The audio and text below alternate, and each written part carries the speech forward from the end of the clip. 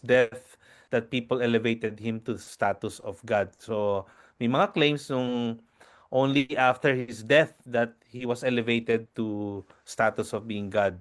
So particularly the followers of Jesus, the apostles, came to believe Jesus was God, which is solidified by his resurrection.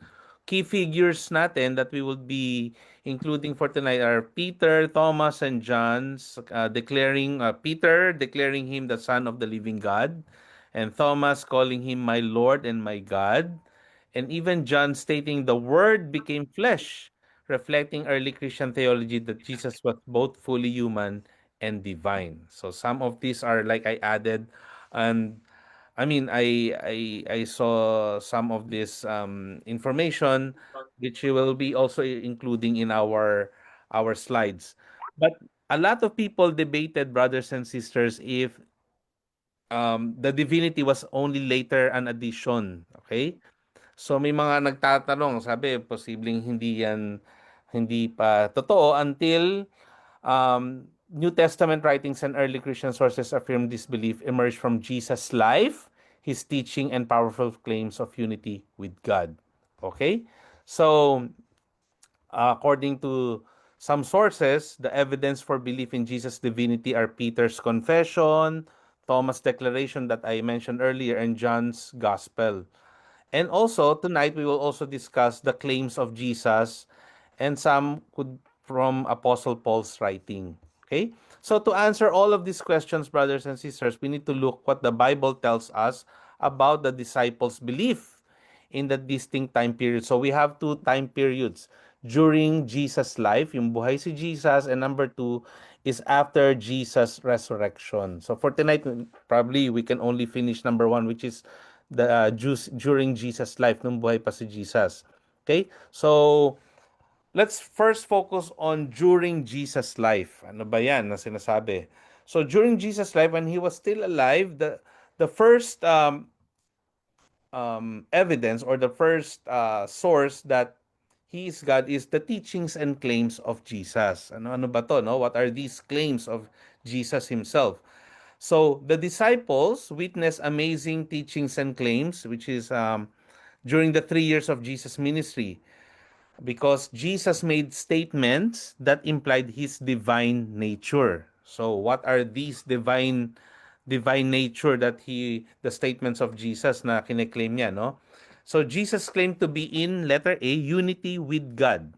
Okay? In Mark 2:5, when Jesus saw their faith, he said to the paralytic, "Son, your sins are forgiven."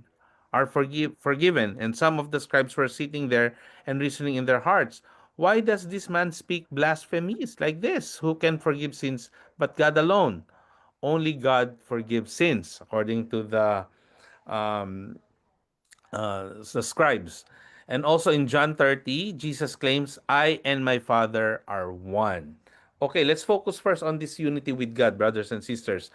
So Jesus claims to be in unity with God, supports that he is really God. So paano nangyari yon? Jesus' unity with God is a core Christian doctrine described in the Bible as a perfect inherent oneness where Jesus does only what the Father does, reflecting God's own nature, Father, Son, Holy Spirit.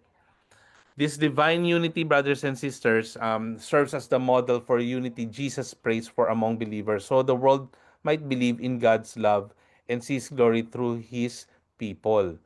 So, so it means it's a doctrine. It's a core Christian doctrine that we have to understand. The claim of Jesus that I and the Father are one, they are united. So what are these aspects of the key aspects of Jesus' unity with God? The first one is divine nature. Ano ba yan divine nature?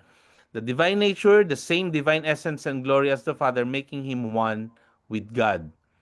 And knowing that they are both the same, the divine nature of God and Jesus, they have a shared purpose. What is this shared purpose? He consistently states he does only what he sees the Father doing and demonstrating perfect alignment and action. So all the actions of Jesus is always alongside with the plan of God. And reflection of glory, the Father gave Jesus his glory, and Jesus in turn gives the glory to believers so that they might be one as he and the Father are one. So meaning to say, knowing that Jesus is united with God, okay, divine nature, shared purpose, and the reflection of glory.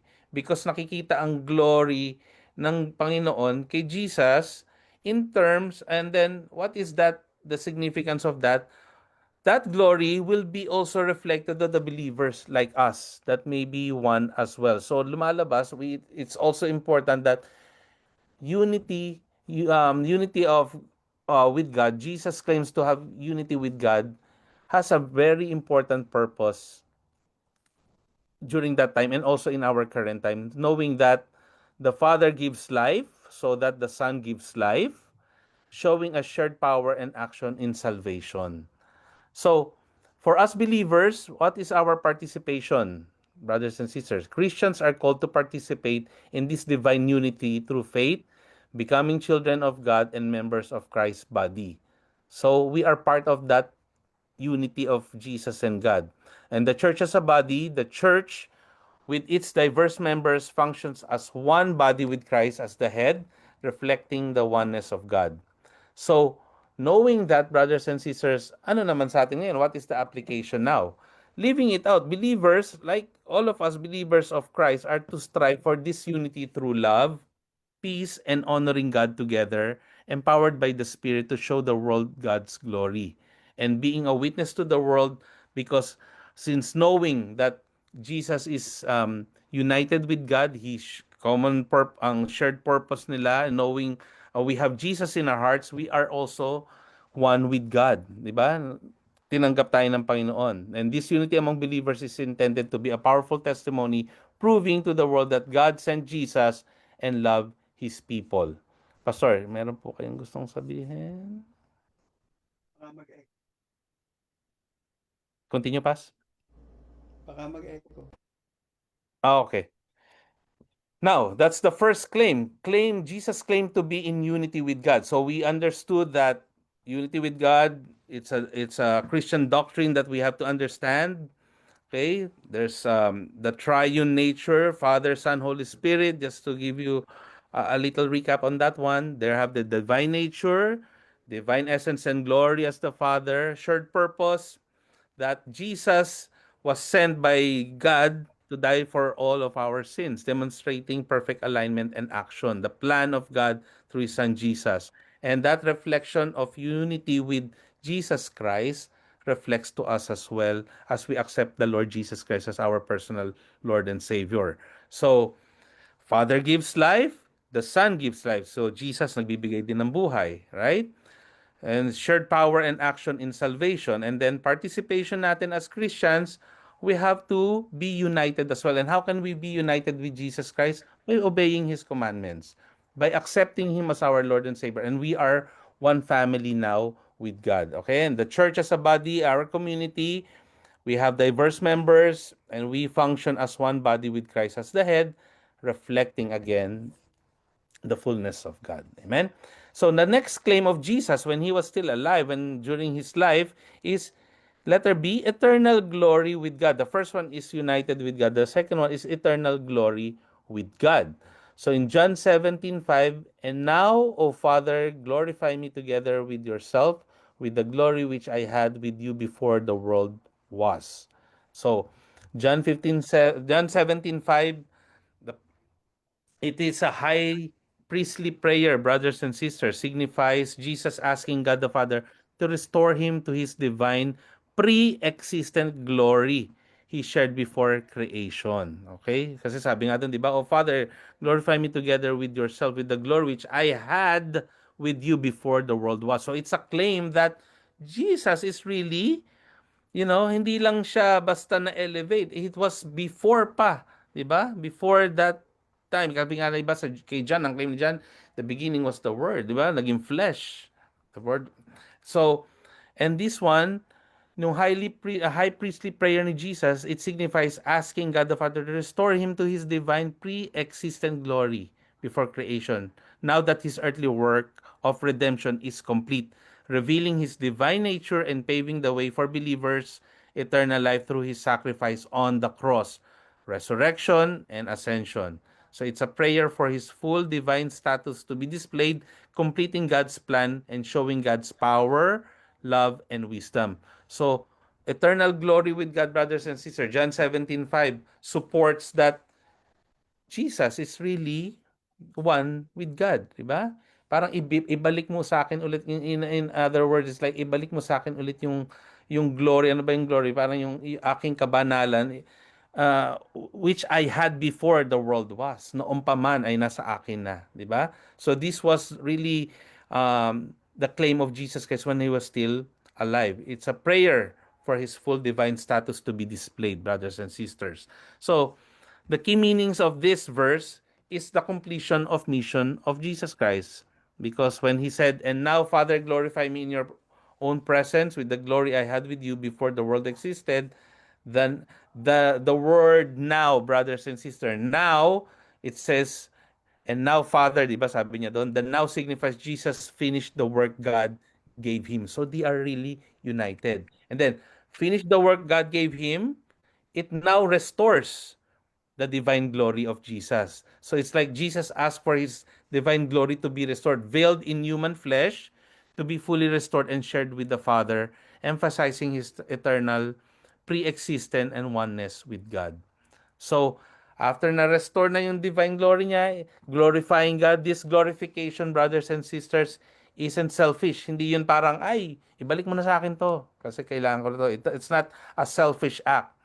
It is to reveal God's attributes, which is what? Love, justice, and power through the cross and resurrection, making God's nature known to humanity. Okay? So, this is a very good foundation for us believers that Jesus' return to glory is essential for believers to receive eternal life. Okay? As his completed work on the cross makes salvation possible. So dahil inireturn na yung glory sa Panginoon, nabuhay siyang muli, di ba? Yes, and then we know that it is essential for us that there's eternal life kasi binalik na ang glory kay Jesus Christ. And a very good example of prayer for this is that as an example for us Christians, showing Jesus praying for his divine identity to be manifested, enabling him to glorify God, and for believers to find their place in that divine life. That's why we always pray, Lord, I surrender my life to you, Jesus. Okay? And my life is for your glory, Lord Jesus. Diba? Lord God, we need you. Bigyan ka namin ng kapurihan in our actions. So, meaning to say, we can see the claims of Jesus with the unity, with the eternal glory with God. So these are the supporting statements of Jesus Christ. And also, Jesus claimed to have letter C, authority over nature. So these are the claims, a claim of Jesus. Authority over nature, Matthew 8:27. So the men marveled, saying, "Who can this be that even the winds and the sea obey him?" So again, unity with God. I and the Father are one. Next, yung eternal glory. Restore to me now, Lord. So it supports that Jesus really is, in a form of flesh, diba? The God. And Matthew 8:27 means that disciples realize Jesus' divine power and authority when he calmed a violent storm with a single command, leading them to marvel, what kind of man is this that even the winds and the sea obey him? This event shows Jesus' godhood, demonstrating his control over creation and foreshadowing his ultimate triumph over chaos, sin, and death, revealing him as more than a mere man, but God manifest in flesh, inspiring awe and deeper faith in his identity as the Messiah. So, knowing that when Jesus commanded, di ba, calm the storm, so namangha yung mga disciples, all of them were amazed, like, who can this be that even the winds and the sea obey him? Okay? So knowing that Jesus has that power, so it means he has that power, that godhood in him. So it supports that during that time pa lang, buhay pa si Jesus, he is showing the attributes of being God. Hindi lang yung, and the disciples witness him doing that. That's why they said, even the nature, the storm, the wind obeys him. Okay?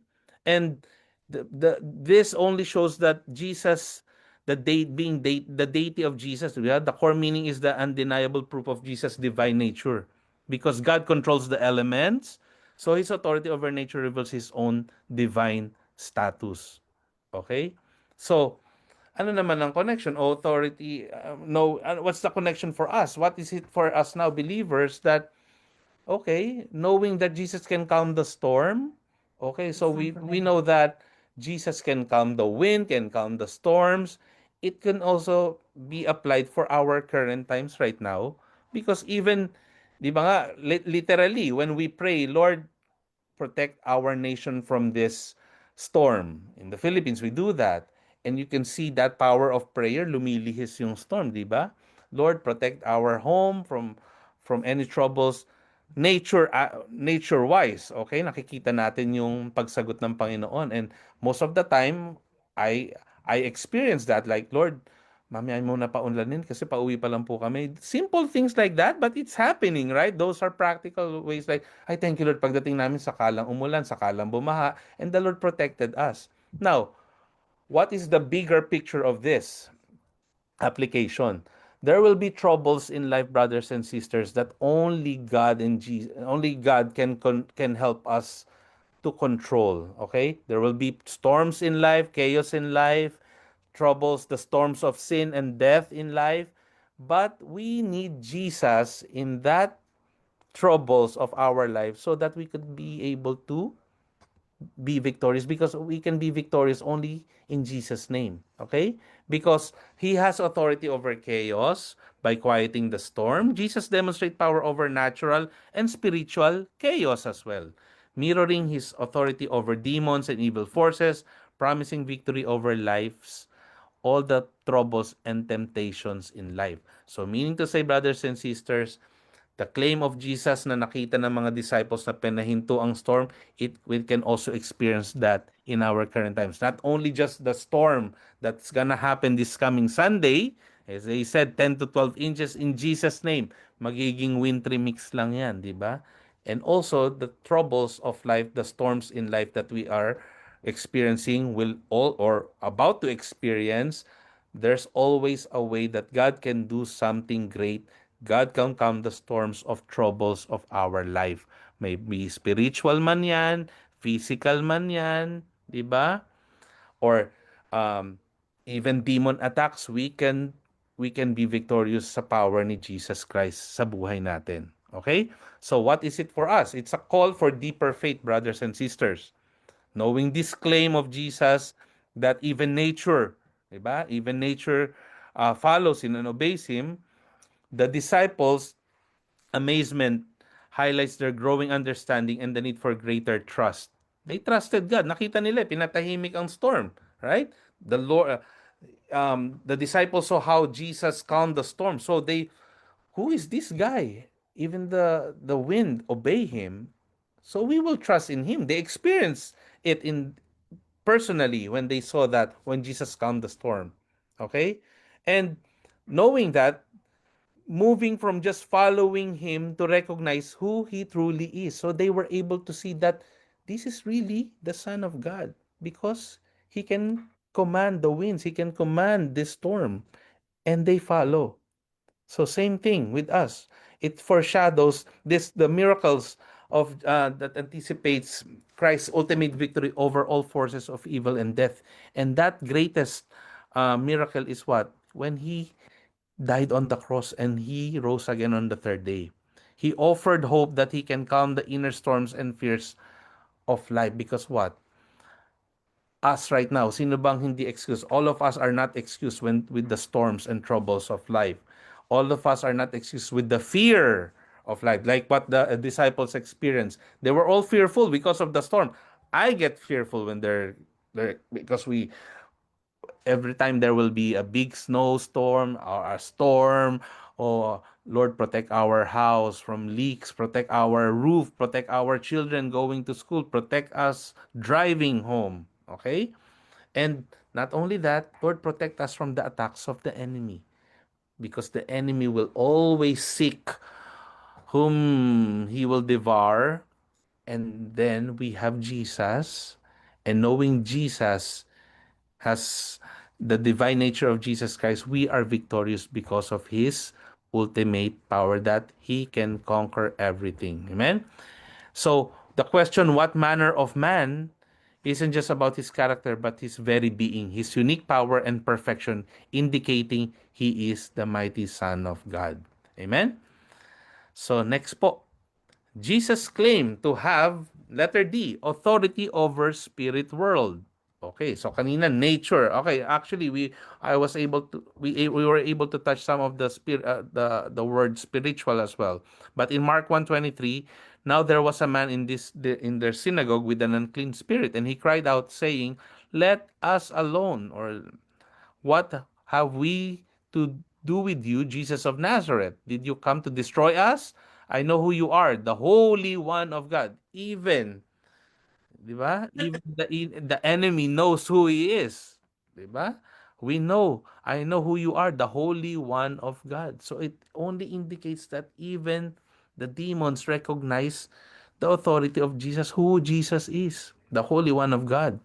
Mark 1:23 and to 24, if we would look into that verse, means Jesus demonstrated immediate, supreme authority over demonic forces as a possessed man in the synagogue cried out, recognizing Jesus as the Holy One of God. And fearing his arrival meant destruction for them. Revealing, brothers and sisters, even evil spirits knew and feared Jesus' divine power and purpose to overthrow them, highlighting Jesus' unique power to deliver from spiritual oppression. Okay?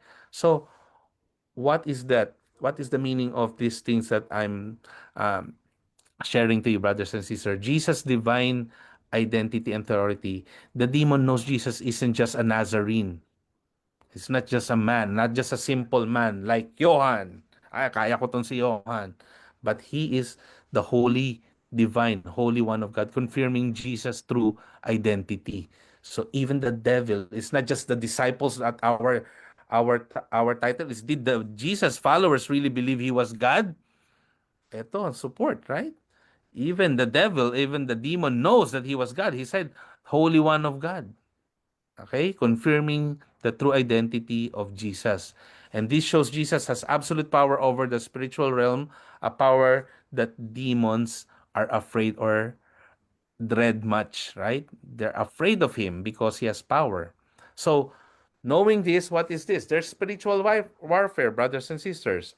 That event shows evil presence even in sacred spaces and highlights Jesus' mission to bring liberation from all demon attacks. Okay? It underscores the reality of spiritual forces opposing God and the conflict between them and Christ. And the demonic forces, these spiritual forces, brothers and sisters, are afraid because nanginginig na agad sila.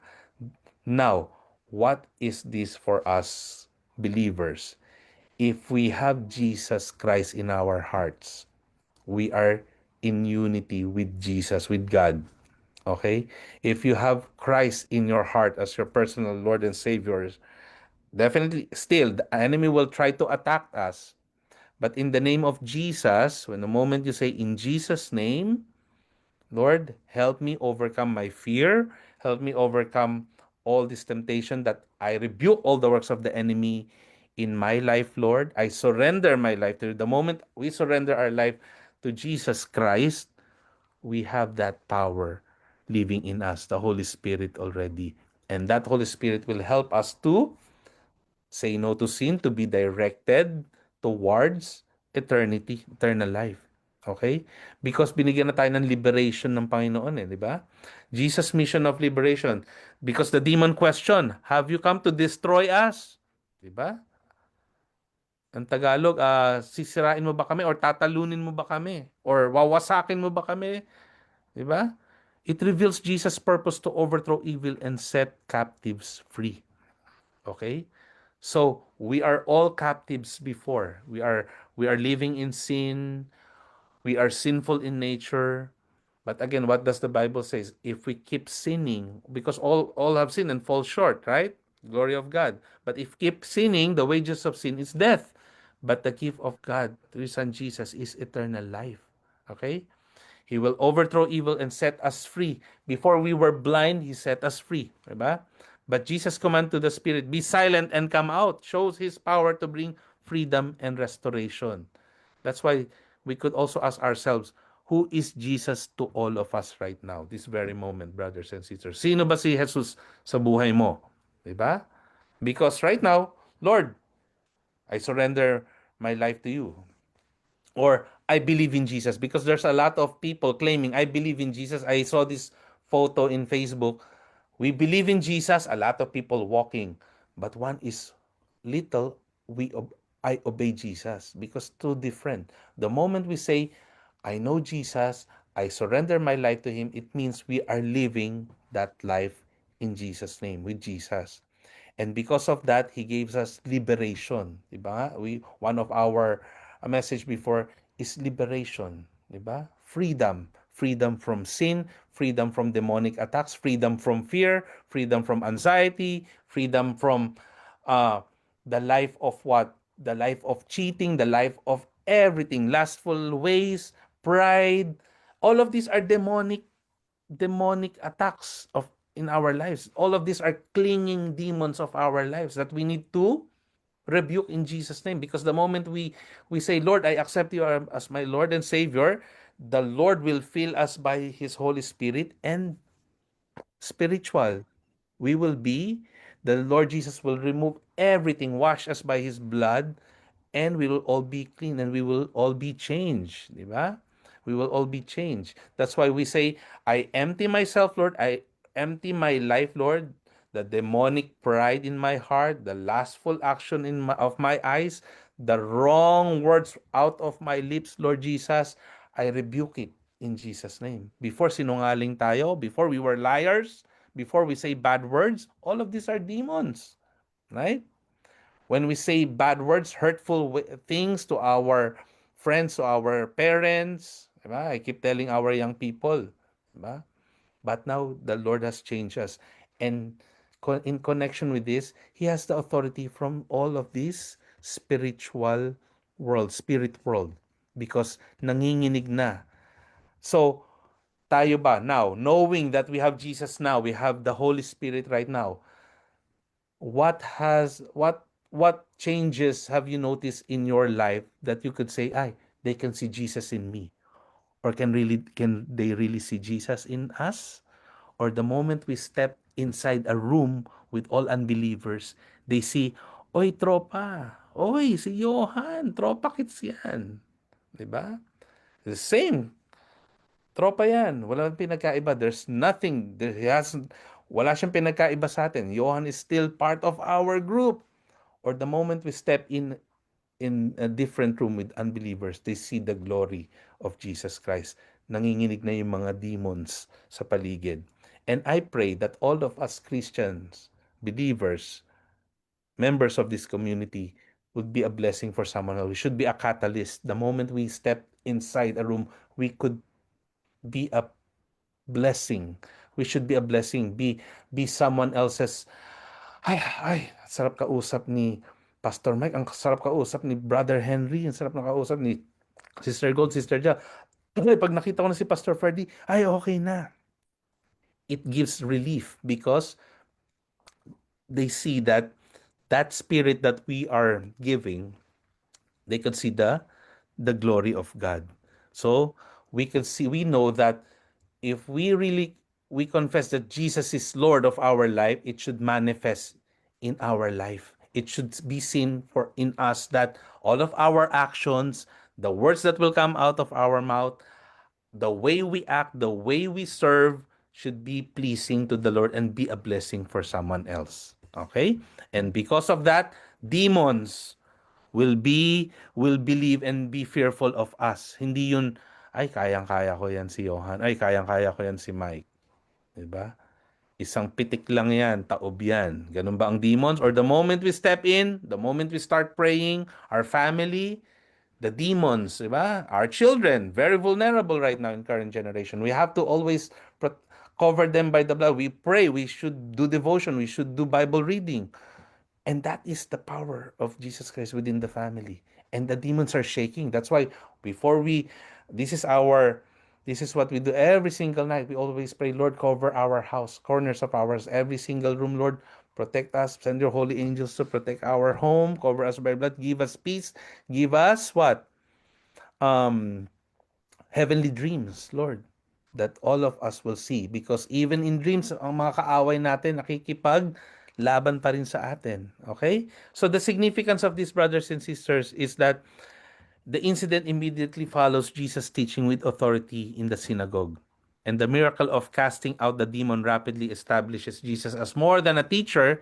He is God's Son with power to deliver from demonic oppression, foreshadowing his greater mission on the cross.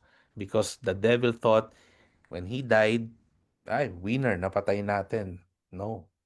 He conquered death, and then he rose again. He was victorious on the cross. And if we believe that Jesus Christ was sent by the Lord God to die for our sins, to die on the cross, he rose again on the third day. He is reigning right now. And if we believe that in our hearts, we obey his words, we are also powerful because Christ, the Holy Spirit, living in us, could also empower us as Christians.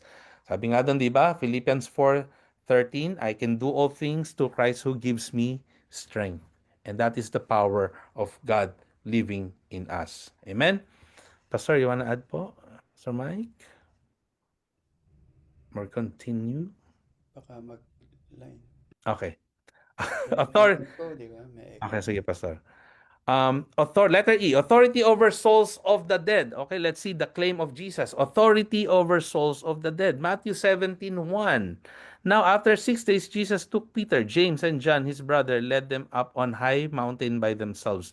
And he was transfigured before them. His face shone like the sun, and his clothes became as white as the light. And behold, Moses and Elijah appeared to them, talking with him. So this is another evidence of God's Jesus being in one with God. Okay, so they saw in Matthew 17:1, it describes the beginning of the transfiguration, a pivotal event where Jesus took Peter, James, and John up high in the mountain, and his appearance was dramatically changed, with his face shining like the sun and his clothes becoming dazzling white, revealing his divine glory to his closest disciples.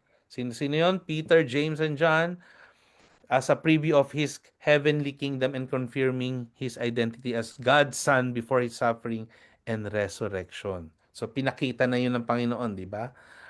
Pinakita ni Jesus. So, it is a divine revelation, brothers and sisters. The event showed Jesus' inherent glory, a glimpse of his glorified state, proving he is more than a prophet, more than just a man, but truly the Son of God. It shows, di ba? Dazzling, glowing, di ba? Hindi yan katulad ng mga pinapahid natin, di ba?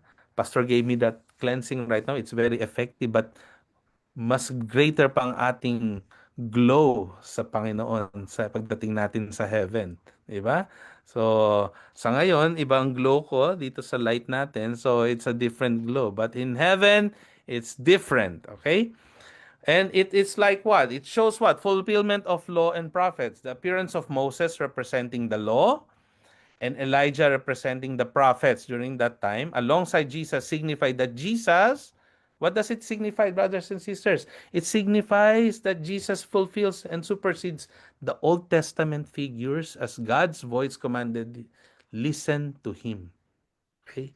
So, listen to him. So, mas greater pa siya doon, representing the law kay Moses, kay Elijah, and then it offered the disciples hope and a foretaste of the future glory of Christ's kingdom, preparing them for his impending crucifixion and resurrection.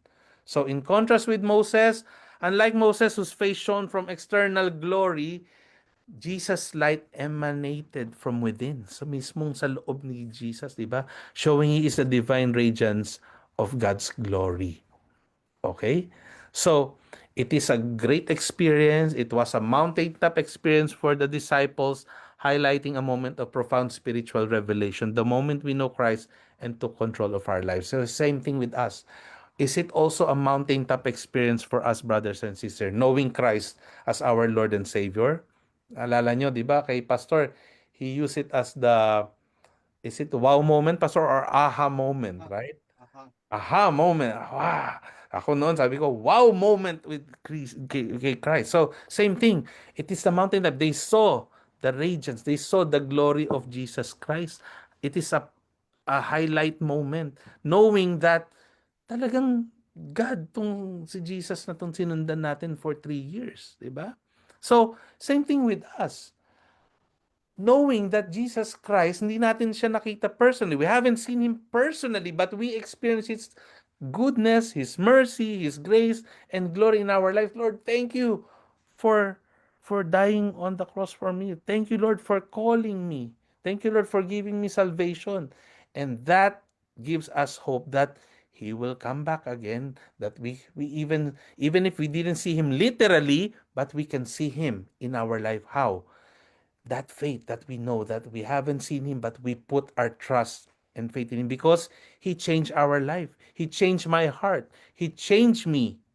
And I know I experience Him. And I believe you doing the same thing with both all of us. We experience God, not only a theoretical God, Jesus, that we read on the Bible as Jesus ganto, as Jesus ganto. No, it's not just reading, but we experience Him. Same thing what happened that He allowed the disciples to see and experience. We can also see Him in our daily lives. We can also experience Him in every aspects of our life, be it financial blessing, life that we He gives us every single day that we wake up each day, we open our eyes, thank you Lord, diba? And even to our brethren that we see, diba? Nakikita ba natin ang kabutihan ng Panginoon with our brothers and sisters, with our leaders? Or what we can see is like, mga leaders natin, tutsungit, diba? Or we can see the goodness of God. And even us, we have to have a self-check that do they see that light in me?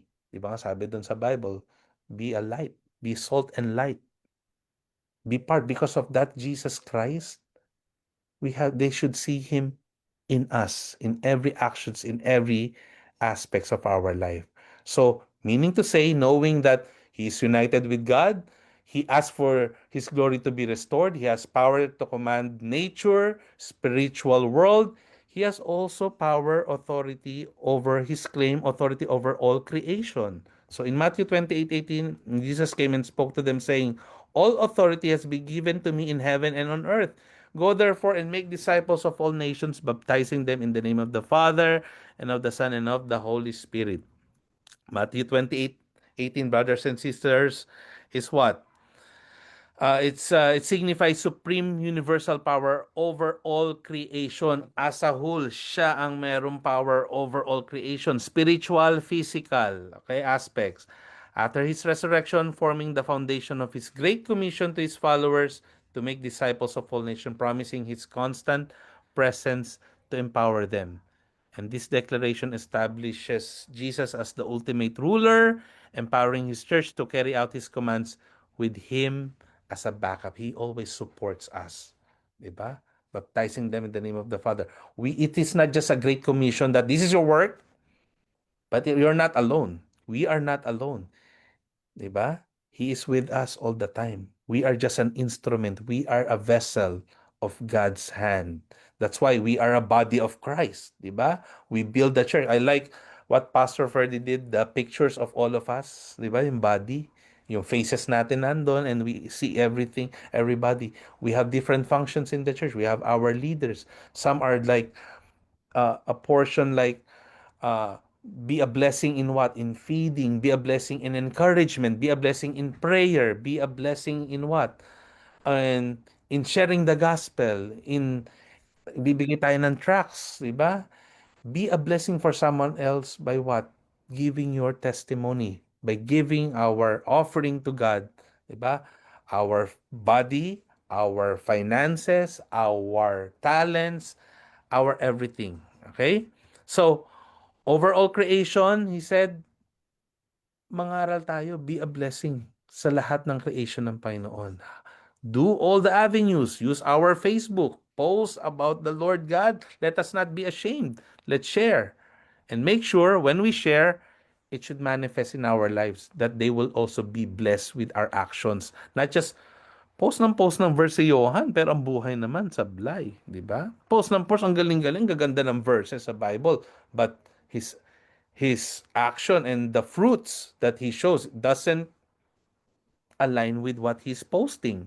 So make sure that what they see in us is what we're sharing to them about God, about the Lord Jesus Christ, how He changes should be seen in us. So knowing this, Matthew 28:18, it is a universal dominion. Jesus claims complete authority over everything in spiritual realm, the heaven, the angels, and the physical world, earth, humanity, and nature. So this authority, brothers and sisters, was granted to him by God the Father as a reward for his perfect obedience, culminating in his resurrection and enthronement. Diba? Because of him submitting to the Father, you humbled himself. Diba? And that on the cross, when it say it is finished, I follow. Diba? And it's a source of great commission because he holds all power. His command to his disciples to go and make disciples is authoritative and carries the promise of success. So let us not worry because our labor are not in vain. It's not in vain. Because when we go out, when we go to Woodside, every time we do evangelism, parang ilan ang nakuha natin? No. There will be someone who saw us there will be life-changing. Hindi man natin sila nayakag sa church, but the moment we shared the gospel to them, there's power.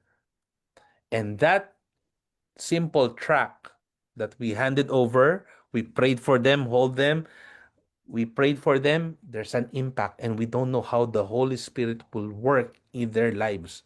If madala natin sa church, praise the Lord.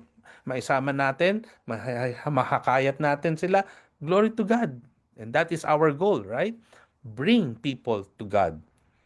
But if our role was just to sitting on a subway, share the gospel to them and be a blessing for them, we are doing the Great Commission and that power of Jesus Christ is working. Okay? And it's a source of empowerment for us believers. His authority is delegated to his followers, us, giving them power and confidence to fulfill their mission, knowing he is with them. Hindi tayo alone. We're not working alone. It's not just Pastor Ferdy, Pastor Mike, our members, diba? But He is working within us. Tinutulungan niya tayo. The Holy Spirit, the Paraclete, is our helper all the time. And what do we need to do? Submit ourselves to God. Believers are called to submit to Jesus' reign, trusting Him and living transformed lives under His rule, reflecting His glory.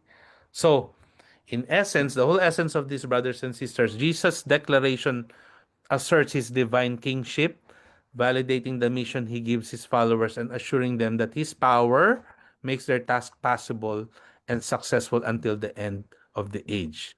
So, all of this authority that we've discussed, authority of this, authority over nature, the spirit world, over all creation, he is united with God. It is it compasses what? Heaven, earth, and all spiritual realms, demonstrating through his teachings, miracles, healing, commanding nature, forgiving sins, raising the dead, and unique claim to be the Son of God, forming the basis for his command to his followers to spread his message. So, there's power in the name of Jesus. So, knowing this, diba? We know that Jesus is God. Na-experience ng mga disciples and even us, we are experiencing Him as well right now in our current time. Because right now, we are victorious in different ways. We are being transformed because of Jesus Christ. And therefore, we can clearly see that Jesus has authority in our lives because we can see a difference. We can see changes. There will be trials along the way. We can see victory. We can see success.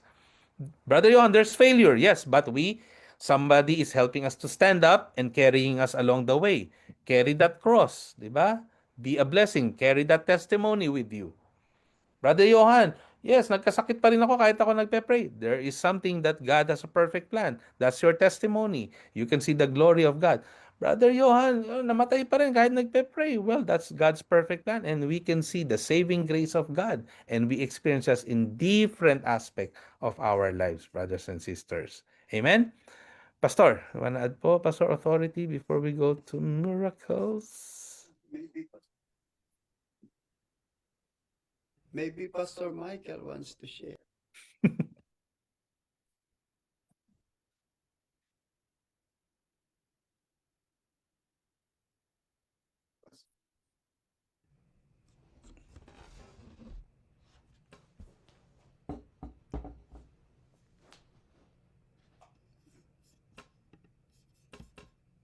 We enjoy your teaching, Pastor Johan. Let's continue, No, Pastor. no, what I want Ah, is, sige po, Pastor. echo ba? Hindi naman, ano. Go Hindi. ahead, Pastor. Wala po. Okay. Okay, what I want is about the impression by the disciples of Jesus Christ. Okay, remember that these people were struggling about the identity of Jesus.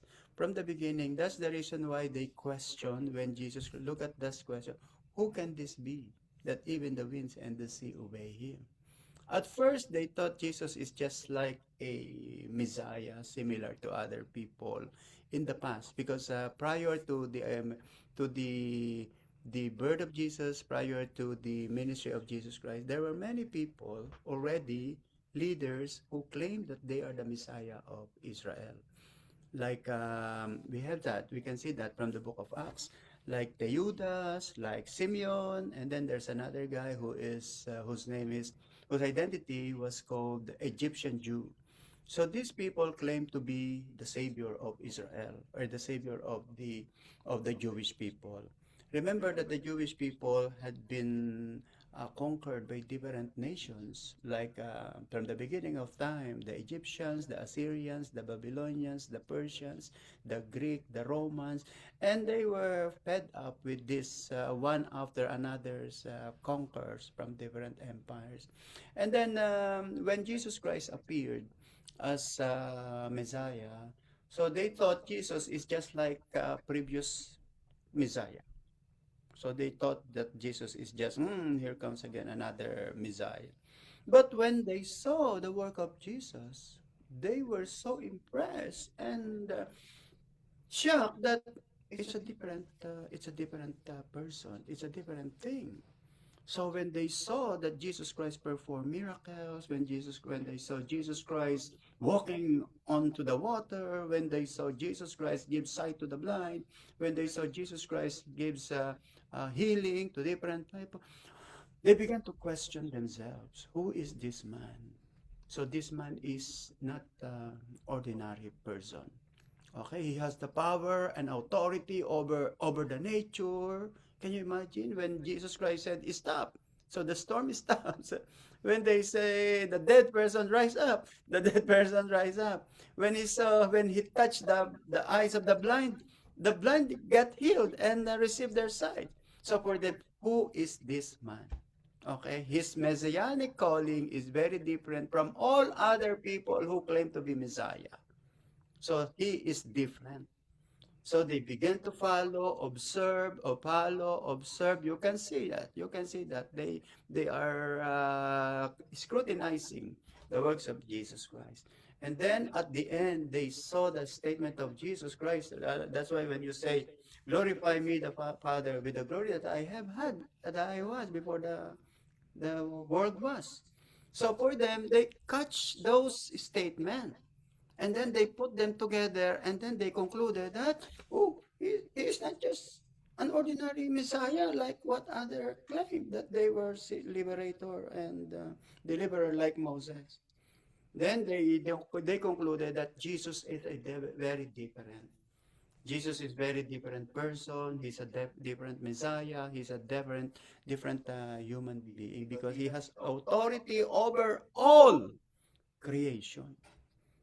Okay? Which is different from all Messiah for other people, like Teudas. He claimed to be Messiah, but he was killed by Romans. What kind of Messiah is that? And then another one is Simeon, which is there mentioned in the Bible. He was also killed by Romans. What kind of Messiah is that? But for Jesus Christ, he was killed not by the Romans. but by the Jewish religious leader. It's very different. That's why the work of Jesus, the ministry of Jesus is very different, very different. And then the book of John gives us a clear revelation that he is not just an ordinary person.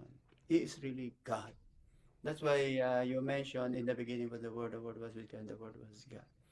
So, and for that, your topic speaks about, did Jesus' follower really believe he was God?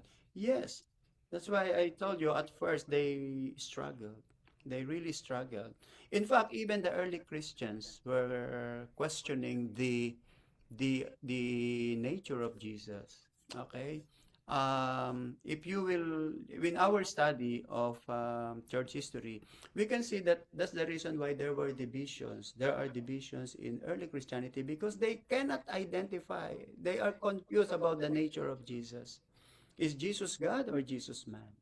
Now, one of the questions during those days was, why do we worship Jesus?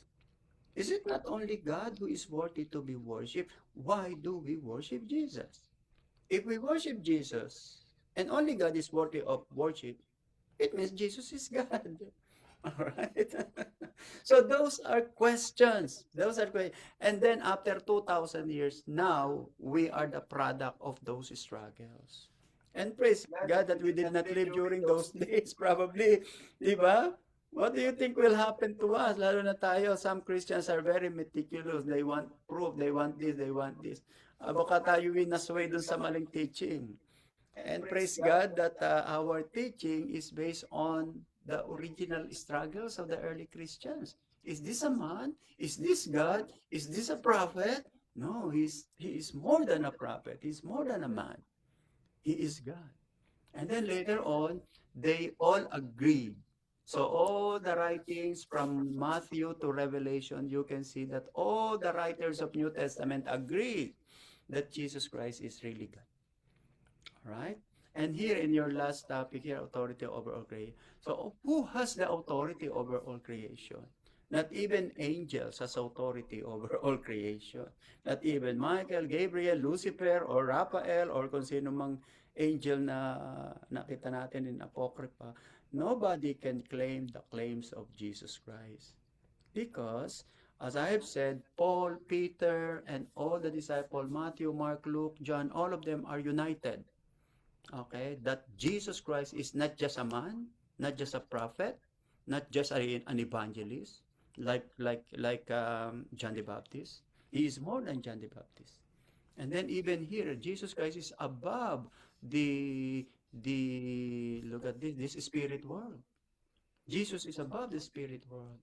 Jesus Christ is above the nature, and Jesus Christ is Lord of the Sabbath. That's why he said. Okay, he is not unsubject to Sabbath. He can subject himself to Sabbath, but he is not required because he is above the Sabbath. He is the Lord of the Sabbath. All right, that makes Jesus Christ different from all other creatures, from all other human beings. And for that reason, we also agree with the original disciples that Jesus is God, that Jesus is more than human being. All right. So if I will talk and talk and talk, maybe we will. Alright. Thank you, Okay, Pastor. thank you. Praise the Praise Lord. the Lord, no? Very nice what Pastor Freddy shared with us, that they were struggling that time, and then here comes all the things that Jesus did, the claims and actions that he did that show them, he is really God. So same thing with us as Christians right now, as our believers of God, we have seen that in our life. That's why we believe. That's why we're doing this right now. We're here right now doing study, because we know that the one whom we serve is the living God. Right? So that's what we do. And then the letter B, if knowing after the claims of Jesus' authority, we can see now the miracles of Jesus. Ito naman tayo. So the miracles of Jesus are also supports the and answers the question, did the followers really believe he was God? Yes, because Jesus performed a lot of miracles, such as what? Healing the sick, raising the dead, and controlling nature. That's what we mentioned earlier. These acts were seen as signs of his divine authority and power, leading many to conclude that he was more than just a prophet. So things that Jesus performed recorded in the Bible, brothers and sisters, are what? Healing, blindness, leprosy, withered limbs, calming storms, walking on water, water into wine, exorcism, casting out demons, provision, feeding the 5,000, and resurrection of like what? He raised up Lazarus and Jairus' daughter and the widow's son, all showing compassion and revealing his identity as the Son of God. All of these miracles of Jesus Christ supports that he is really God. So same thing that happened to us, brothers and sisters. What miracle did Jesus perform in your life that you believe that because of this miracle, I trust in the Lord. I remember one of our neighbor. She's still. I shared this in one of the message. Manandik, she's our ninang. Ni Evelyn. She's our neighbor in the Philippines. When they moved to Cavite, she was very, very, very devoted Catholic. And she doesn't want to attend the church. Even her children are already born again Christian. She still goes to the Nuestra Señora de Candelaria of our church, right? I see her there every time I'll be driving to near Silang town proper. I see her going inside that. But what changed her life when she got sick with cancer? They said she will only have 6 months to live. She started praying and trusting in the Lord. Miracle happened. That was 1996, brothers and sisters. 1996, 6 months to live, or less than a year to live. And until now, it's 2025, she's still alive. Amen? So that's the miracle of Jesus Christ. Something that you cannot understand, but it happened, and that's the miracle. And same thing with us, provision. Lord, I don't know where it happened, Lord. Nakarating ako ng Amerika ng libre. It's a provision of God. It's a miracle. That's why I'll put my trust in His name. And I will believe that He is really God. He is true in my life. Okay? So, the Jesus claimed to be the light of the world, brothers and sisters. He gives sight to the blind. John 8:12, I am the light of the world. He who follows me shall not walk in darkness, but have the light of life. Mark 10:51, Jesus answered and said to him, what do you want me to do for you? The blind man said, Rabboni, that I may receive sight. Then Jesus said to him, go your way, your faith has made you well. And immediately he received his sight and followed Jesus on the road. So these are connected verses in the miracles of Jesus. I am the light of the world. He who follows me shall not walk in darkness. That blindness that happened to the person in Mark 10:51 is the same light that Jesus is providing to you and me. He guides us. The light of the world signifies what? He's the spiritual truth, guidance, and life, dispelling the darkness of sin, confusion, and fear, offering believers clarity, purpose, hope, and salvation. It's not only a mere healing of blindness na bulag. It's something spiritual. That there's hope in Jesus. There's the confusion, that blindness of confusion, wrong way that we are going to. It shows enabling us the true spiritual sight as a physical light, allowing physical sight, that we could always be like the miracle with Bartimaeus, Mark 10:51, showing his power to bring spiritual understanding. So because of that, the power of Jesus Christ being the light, He can also remove that blindness. We are all like Bartimaeus. We are all like this blind man. We cannot see our sinful action before. We cannot see our sinful nature before. Blinded tayo eh, 'di ba? But because of Jesus Christ, He removed that, and now we have direction. Until He comes, He is guiding us through the power of the Holy Spirit. So it dispels darkness and fear. It is a source of life and hope. It exposes hidden sins and flaws, but to bring conviction and transformation, allowing for repentance and growth. Because of that sight, ay, mali tong ginagawa ko. We have conviction now, and it asks us for repentance. And enable spiritual sight, we get more what? Discernment. We feel, ay, discernment to. Diba? We have that discerning gift na, that we know that this person we're talking to, to be trusted. He gives us that power because igagay tayo ng Panginoon. Protect us from that wrong direction. And for us believers, what is it to us now? Knowing that He is the light, He is the path. Okay? He removed our blindness. all of the same thing for us. Believers are called to reflect this light to others through our deeds, our faithful living, becoming a witness to Christ present. Be a witness. Kasi nakita natin si Jesus na wala yung blindness natin right? He is the light of the world, di ba? Shall not work in darkness anymore. And that blindness that we have, we follow Him now and be a guide for someone else as well. Okay? Now, Jesus claimed to be resurrection and the life, so he gives life to the dead, and he himself is risen from the dead. In John 11:25, Jesus said to her, I am the resurrection and the life. He who believes in me, though he may die, he shall live. Okay? He claimed to be the resurrection and the life. So Jesus declares himself the source of resurrection and eternal life, not just a messenger offering spiritual rebirth and victory over physical death for believers, promising that those who have faith in him will live forever. We have eternal life in Jesus. Even after physical death, it is a profound claim of divinity, asserting that he embodies the power to overcome mortality and grant an ending life. A promise demonstrated by raising Lazarus from the dead shortly after.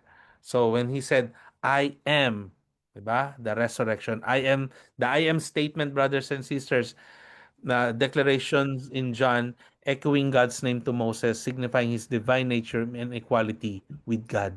I am the resurrection and the life. He is the source of life. He's not just offering life. He is life itself.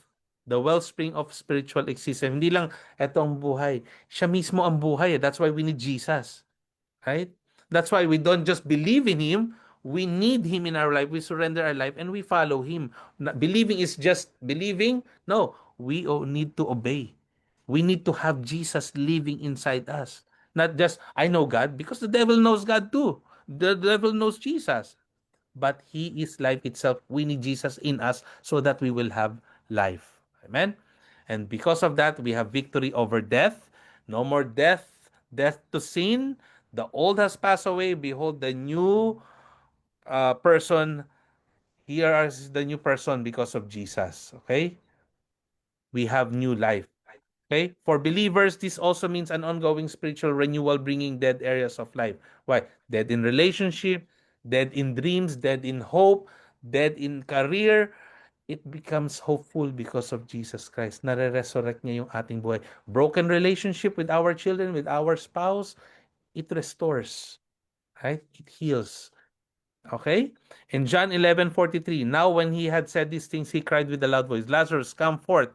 And he who had died come out bound hand and foot with grave clothes, and his face was wrapped with the cloth. Jesus said to them, loose him and let him go. Okay? It signifies Jesus' supreme power over death, demonstrating his divine authority. Imagine, nabuhay. Umiiyak na nga, di ba? Umiyak siya. They thought Lazarus is dead, but he was able to give life again to Lazarus. Same thing with us. We are dead. Okay? So, it highlights Jesus' personal knowledge of individuals, calling Lazarus by name. He knows all of us. He knows Yon. He knows Pastor Freddy. He knows Pastor Mike, Sister Jack, Sister Gold, Brother Henry. He knows all of us, calling us by name. Like when we were dead before, dead to sin, Johan, come forth. Johan, sumunod ka sa akin. And then we responded, right? And then we build that faith. Johann, okay? And then now, it's like sabi nga doon, when he asked the people to remove those mga nakarap sa kanya because it's right now we are being used for someone else. Like when he calls one of our family members, we are part of that removing. Diba? And the great thing with that, with Jesus Christ, we will not die anymore. We are already alive because of him. It's a call to new life, and it foreshadows what's coming ahead to all of us believers at the end of time. So we need to unwrap ourselves. We need to help someone else unwrap that life that needs to be changed so that they can see Jesus. Amen. Be a blessing for them. In Matthew 28:5, but the angel answered and said to the women, do not be afraid, for I know that you seek Jesus who was crucified. He is not here, for he is risen. As he said, come see the place where the Lord lay. Okay? It symbolizes what, brothers and sisters? Victory over sin and death and offering hope for eternal life as he is alive and has conquered the grave. So, it means that because of Jesus, he is God. the Godhead, the Son of God, the Holy One, who is reigning forevermore, who is sitting at the throne. He is the one whom we serve right now, and we are victorious. That's why when I die, we are hope. We know that we have eternal life in Him. That's why we should not be afraid. Fear not. Okay? Fear not. And we know that He is risen. Hindi nga He was risen. He is risen. We know that He is alive. He is reigning. It is a central message confirming Jesus' resurrection, fulfilling his own prophecies and establishing him as the Son of God, the Messiah, and the source of eternal life. There is victory in Jesus, and that is the foundation of our faith, brothers and sisters. Jesus' resurrection declared he is the cornerstone of Christian belief, proving his claims and offering hope for believers to also overcome death and receive eternal life. Alive na tayo because of Jesus. Buhay na tayo. Before we are all dead to sin. Now, we are alive in Jesus. And Jesus claimed in letter C, claimed to be the bread of life, the source of life. So he multiplied bread and loaves to feed the hungry. Spiritually, his word is the food and life for our soul. In John 6:35, and Jesus said today, I am the bread of life. He who comes to me shall never hunger, and who believes in me shall never thirst. And it means Jesus offers what? Complete spiritual sustenance, complete satisfaction, eternal life, unlike just physical bread that only satisfies temporary hunger.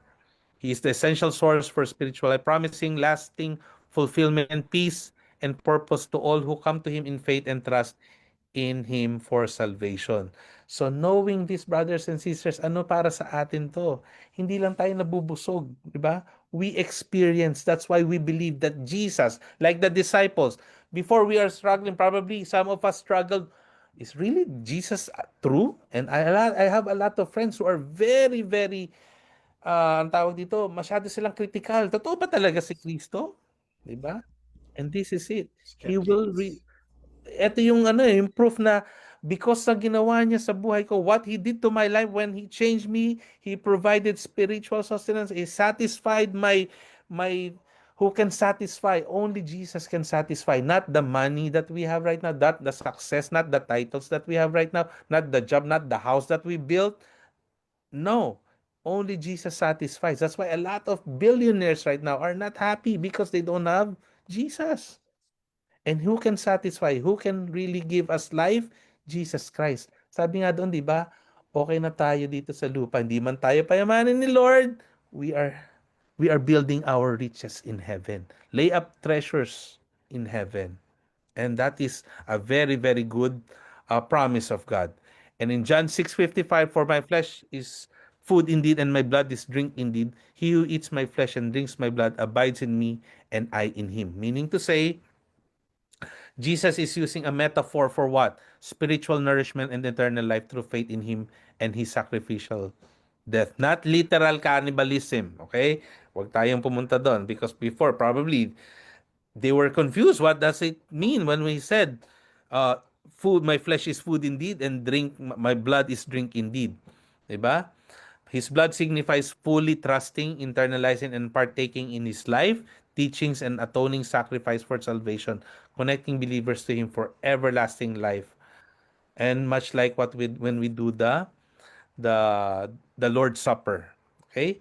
So it's a spiritual sustenance. It's accepting His sacrifice is a call to believe in a and a fully accept His life, death, and resurrection as the means for forgiveness and eternal life, which is our a core Christian belief.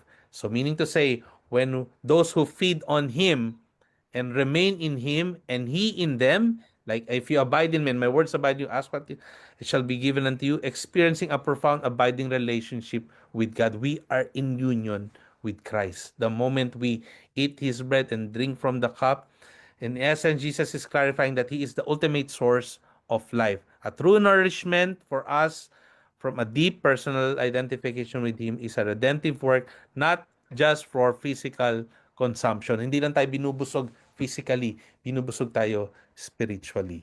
Amen? Luke 22:19, and he took bread, gave thanks, and broke it, and gave it to them, saying, "This is my body, which is given for you. Do this in remembrance of me." And John 6:63, it is the Spirit who gives life. The flesh profits nothing. The words that I speak to you are spirit and they are life. Okay? Jesus clarifies that his previous words about eating his flesh and drinking his blood were metaphorical, pointing to the necessity of believing in his spiritual truth, which is the Holy Spirit empowers, giving life and understanding beyond mere physical sustenance and human understanding. So spirit refers to God's Holy Spirit, the source of eternal, spiritual, and understanding. Flesh represents human effort, physical desires, worldly pursuits, or the sinful human nature which cannot provide true, lasting life or spiritual benefit.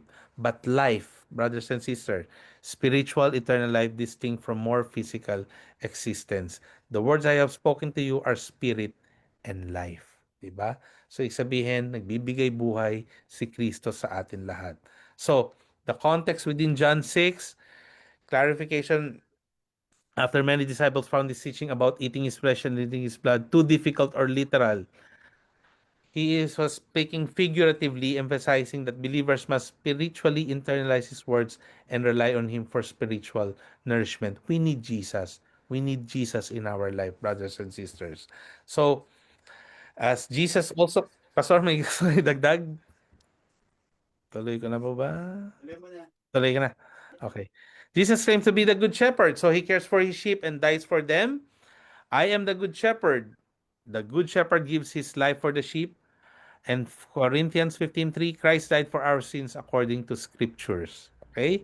So he is the good shepherd. It signifies his selfless, sacrificial love, contrasting himself with hirelings or flee danger, and identifies him as the ultimate protector and provider for his follower. So he's a good shepherd. It's a miracle in our life that he protects and dies for the sheep. Diba? Ang shepherd nga, diba, meron siyang yung hook nila to guide us when we are losing our path. Okay? And um, he is also ready to die for us. Okay? He's a good shepherd. Okay?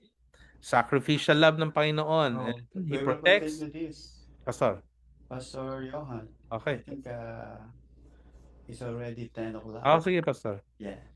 So we will continue. We will cut this up. And then you will start again the shepherd. All right. So praise God. Maybe Pastor Michael is excited to share something about this.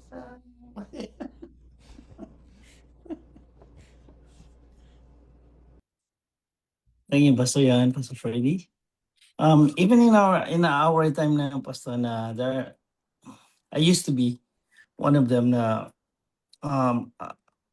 professing Christian, and yet I still doubt with my faith in Christ until I truly I established a good relationship with Jesus Christ. And there are still those others out there na we were once there na kagaya ni di ba, doubting Thomas. I've seen yung miracle ni Jesus Christ, and yet he still doubted if Jesus is indeed God. Lalo na, and then in sa context naman natin ngayon, Pastor, it's Jesus is only God in times ng blessing, ng abundance. Pero pag may problema, parang mahirap atang paniwalaan na isa siyang God. Na isa siyang, na He has control over the nature, He has control ng emotion ng tao, He has control over ng spiritual realm, Pastor. Amen. All right. All right. Maybe Sister Jal, you want to Yeah, say Pastor. before we close? Amen. I think yung sa John 6 na nourishing your continued nourishing is important in growth kasi kung wala tayong source, it's gonna organically die, like yung faith natin, yung ating kasi nanghihina yung marami talaga whether or not gaano sila ka on fire dun sa kanilang journey. We really have to reach out when we're feeling a certain way kasi the more na hindi natin sinishare yung ano natin, the more natin naiisip na hindi nila maiintindihan yung pinagdadaanan natin, the more na we get deeper and deeper into shame, and it's getting harder and harder to reach out. So that's important to check in with us, with the eye care, and with our leaders. And so, yeah, that's what I took away from that. Mhm. Thank you. Thank you, Sister Sia. Now, before we close, gusto ko lang mag-share dun sa nabasa ko. I think, I don't know, this week, or kasi every year, may mga, di ba, there is Nazareno in the Philippines. Millions of Filipino people, 3.5 million people are attending this Nazareno. Kaya lang, right after the Nazareno, meron ding another procession na mga nakahubad na tao. So, there are some people who criticize that, are you really follower of Jesus? Or why do you have to bear and show the body after worshiping this Nazarene? And then, syempre, kanya-kanya opinion na is this really a worship of God? Are these people really know what they are doing? Kilala ba talaga nila yung God? And when I read that, kasi ako, when I was unbeliever pa, long time ago, we had to go to talagang Quiapo because my parents required us to attend, ganyan, mag-mass, maganda. And then, when you see all of this now, na merong mix of worship, following the Nazarene, the Black Nazarene, and then may mga hubad-hubad na nagsasayaw na ano. This is just like Canaanites. And the practice of Canaanites na, di ba, may mga male and female prostitute. And then also in the temple in Corinth, when Paul rebuked the male prostitute, the female prostitute, and then they became Christian. So, makita natin yung grace ni Lord. I'm very thankful. Sabi ko, Lord, thank you that we have been redeemed from this erroneous practice and faith. Apart from God talagang it's really uh, we're totally blind for the truth. Kaya praise the Lord for Jesus Christ. Again, that's why our teaching should always be focused on Jesus. And si Jesus Christ, it is Jesus who started, it is Jesus who sustain, and it is the Lord who will complete our faith until the end. All right. So, again, thank you, Pastor Johan, and he will continue this next week. Again, ang focus kasi nung nakaraan, the teaching of Sister Marigold is, does Jesus believe that He is God? Now, ngayon naman, are the followers of Jesus believe that Jesus is God? So, si Jesus believed that He is God. And then tayo naman ngayon naman, the believers believe that He is God. And then ito yung translation niyan. Not translation, kundi the translation is, how about you, believer? Ikaw, Christian, regardless of your denomination, Catholic, Protestant, Orthodox, Mormon, or Trinitarian, non-Trinitarian, do you believe that Jesus is God? All right? It is not your religion that makes you saved. It is your faith in Christ Jesus. Kahit ipagtanggol yung religion mo, it has no bearing to God.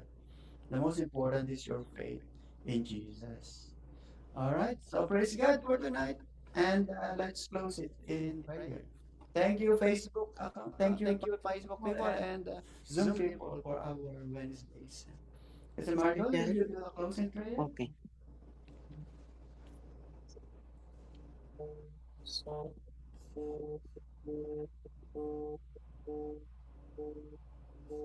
Oh my God. You're okay now. Yes.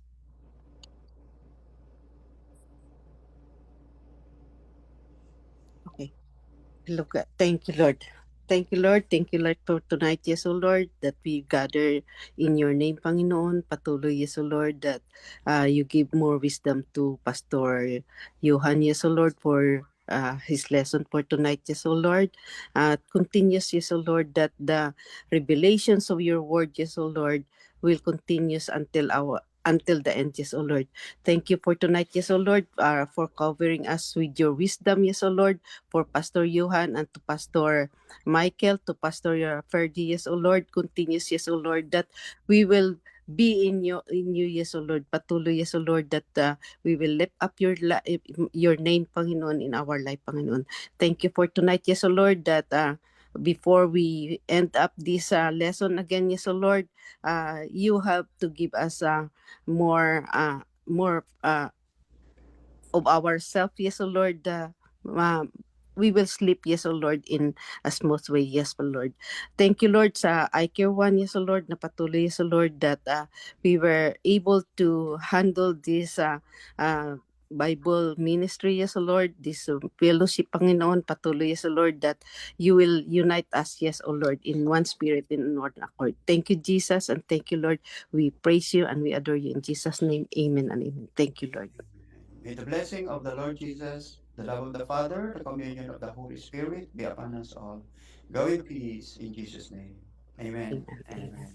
Amen. God bless you, and let's have our picture taking. All right. Okay, already. One, two, three. Okay. Good night, Thank you, everybody. Pastor Yo. I Care Thank One. you. God Thank bless you. you. Oh, Bye-bye. well. See you, You. Pastor Freddy. See you Sunday. By the way, See you pastors, Sunday. pag snow sa Sunday, what shall we do? Shall we postpone the meeting or Siguro, we will Eight, just eight, continue? yes, 8 inches We amin. can do it online, Pastor, or postpone natin, Pastor. Postpone na lang. the following Pag Saturday. snow sa The Sunday, following we week. will postpone and then we will do it next meeting. Pwede naman yun. But the fasting, we will just as it is. Okay, hindi natin may postpone yung fasting. But fasting will start on Monday until Friday. Mhm. Yun lang meeting ang maano. Hindi postpone yung fasting, Pastor. Hindi postpone yung fasting. Oh, yeah. Sige, but let's wait until we'll announce it on Saturday. kasi, di ba, we will have food. So, pwede nang ipa-cancel na rin yung mga in-order nila John's na mga Yeah. coffee, mga ano. Mas accurate yan, Pastor, ng Friday night. Malaman natin Friday, sa Friday. Saturday. Saturday. Malaman natin sa Friday. I will just announce it. Ano? Sige. Okay. Good night. Good night. Thank you. Bye-bye. Good night, Pastor. Bye-bye. Good night. Thank you. Good night.